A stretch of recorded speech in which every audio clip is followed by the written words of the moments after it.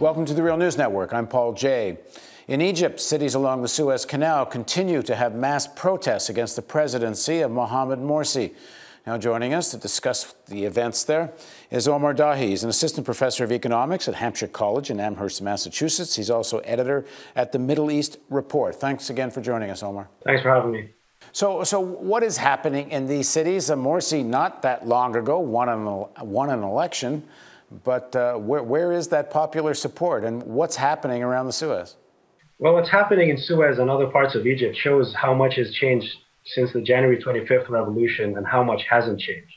What has changed is the level of popular mobilization, the refusal of large numbers of Egyptians to obey the diktats of the presidency, and the mass mobilization that continues among labor groups and other groups that predates the January 25th revolution but has picked up ever since. What hasn't changed is the perception of the illegitimacy of the major institutions within the Egyptian government. Many people view Mohamed Morsi's presidency as being ridden with the same level of authoritarian behavior that that Mubarak had. So the very way in which the president went about declaring the Constituent Assembly that wrote the Constitution, which was viewed to be one that was dominated by Islamists, that was not inclusive, the vote on the Constitution itself, the referendum, which had a very low turnout, around 35%, all that has made the people very wary and resentful of the Muslim Brotherhood authoritarian tactics. The latest violence comes, at least in Port Said, as a result of the violence that came after the court order, which sentenced 21 football fans to death. And this came in the aftermath of a very violent clash which took place last year, in which supporters of a Cairo football team visiting Port Said were cornered and were attacked. But the death sentence that was meted out was basically a final straw of what has been accumulating grievances against the Egyptian government. At the same time, you've seen rising economic problems. There is increasing bread and fuel shortages, increasing unemployment, and a real sense that Egypt may not be able to finance its basic expenditures. They've been negotiating with the IMF, but that negotiation itself between Morsi and the IMF has been very problematic. It's been very secretive, and all points indicate that it will be a continuation of the neoliberal policies that really fueled the Egyptian uprising to begin with. Now, why is the situation seem so different along these cities in the Suez? And there have been protests in Cairo, but nothing on this scale. Sure. I mean, part of it is a long history in many of these cities of mobilization and resistance. This year, they commemorated one of the first martyrs of the January 25th revolution.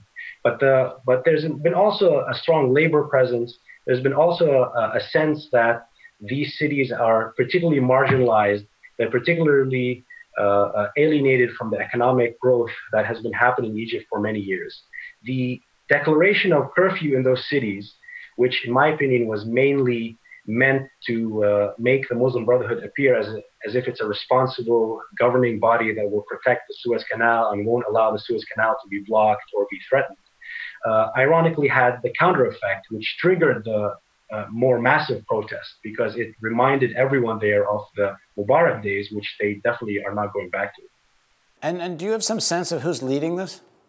Well, it's hard to say. There have been lots of reports coming out that mention a lot of labor groups, that mention a lot of activists that were involved in the demonstrations that were 2 years ago in the January 25th revolution. And there was just a report today coming out of Egypt that, in fact, in Suez, there were some members of Salafi groups who were split over what to do. There are some of them who joined the breaking of the curfew, and they were roundly condemned by others. So at this point, it's very hard to say exactly who's making it up, but it seems to be mostly groups that took part in the January 25th revolution 2 years ago. And what are the demands of these protests? I know one of them is more or less for Morsi's head. They want him to step down.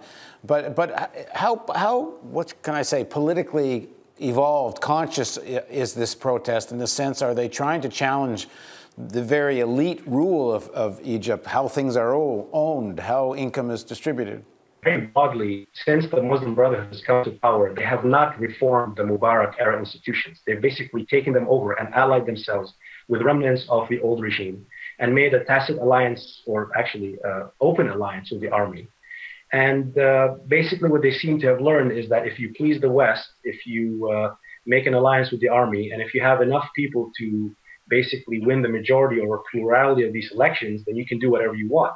But they have not really addressed any of the main demands of reforming the core economic, judicial, bureaucratic institutions to make them more representative. Okay, well, we're going to be following this story in Egypt very closely. Thanks very much for joining us, Omar. Thank you. And thank you for joining us on the Real News Network.